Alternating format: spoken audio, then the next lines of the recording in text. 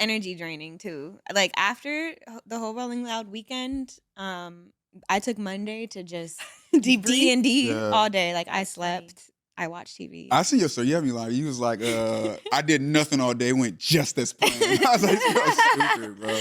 You had That to. is funny. That's what's up, When man. you talk to just so many personalities, it's just like you got to kind of absorb people's energy. It's a lot, but we survived. Shout out Rolling Loud. It was a good time.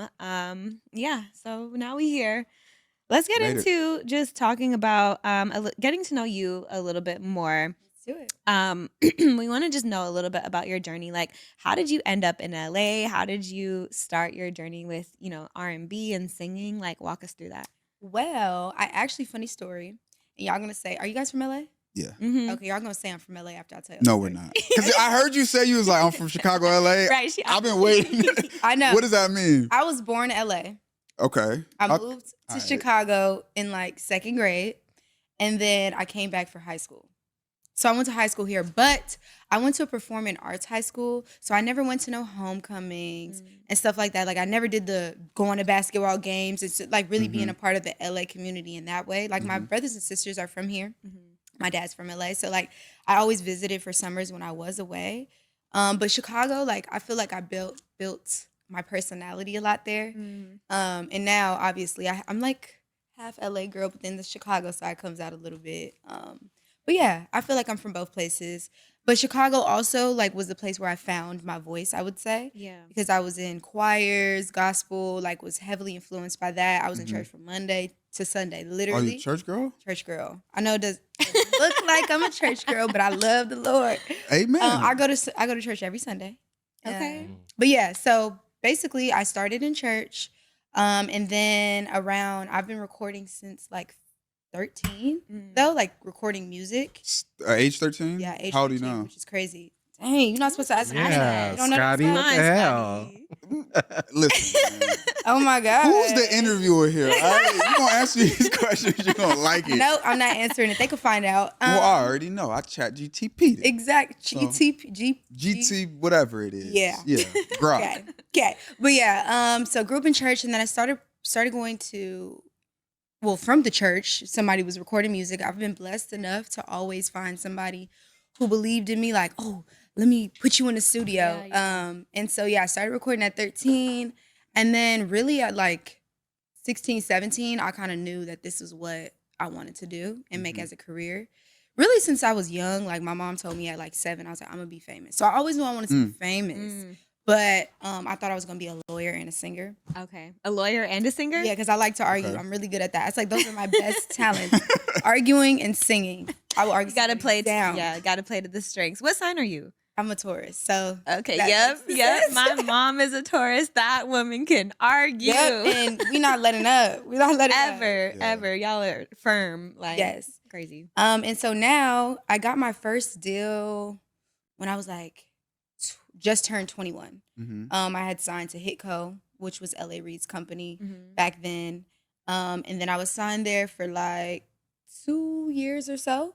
And then after that, kind of tried to figure out my life, fall back in love with music in the industry, because we all know that can be a roller coaster.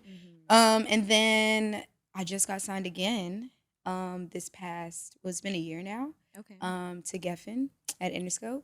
And so now I'm just putting out music. I have my project done. Yay. And I'm really excited. Can we go back? Because you said you found your voice in Chicago. Yes. So for you, like, what is your voice? Like, what does that entail for you as an R&B artist? I feel like I was really shy and scared to sing. Like, I always knew I wanted to sing, right? But then when you go to school and you be singing, kids are real mean when you're young. So there was a period where I started doing YouTube videos, right? And then... Are they still up? They're private, but I actually just put them in a, with my team, I just put them in a little, if they find it, they'll see the little videos from when I was young. Hopefully they're going to expose me. But yeah, so I used to put YouTube videos out, and kids from my school used to comment the meanest things, right? And so I was like, YouTube? Yes, on my YouTube. We're like 9, and girl, I can't even say it on here. They used to be saying crazy stuff. Oh, wow. That's how you know you're going to be popping, though. You know, they were just hating. And then I didn't want to sing no more. Like, I told my mom, take all the videos down. I don't ever want to sing again. So if you're a little girl and you're out there singing, don't take the videos down. They just hating on you. But yeah, so I literally stopped singing altogether. But then once my mom put me in choirs, it was a community who like embraced my singing. Mm-hmm. And that's kind of where I learned how to do runs. Cause I always had a tone, but I wasn't really like the runner or riffer. Now I could go to town on it. But yeah, that's how I kind of found my voice, I'd say. I love that. And I feel like your voice is so authentic to you, and like everything about your brand is authentic to you. And like after this, if y'all scroll on her Instagram, like you'll see like you're a baddie, you know how to dress, you got the body, you got the looks. Thank you. How does that overall like aesthetic play a role in, how you portray yourself on social media? Like, is that something you think about, looking good, feeling good? Like talk about how you, like the pictures that you take, the clothes that you wear, like how that plays into your brand as an artist. I love aesthetics. So like right when I was trying to get my deal, this new deal that I have, I created a brand called Half Naked. Check it out. We're dropping next month.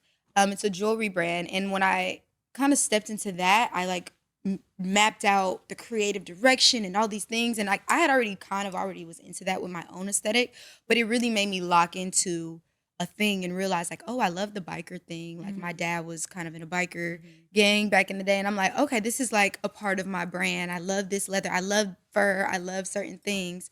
So aesthetic is definitely a big part of my whole thing. But I think, and that's why I'm doing stuff like this, people, what they see online and how they portray me of like the bad bitch, like you say, is like, I am a bad bitch, but I'm also a real bitch. Right. So I want to show that more and like me talking to people, because just how we were saying, like I'm doing everything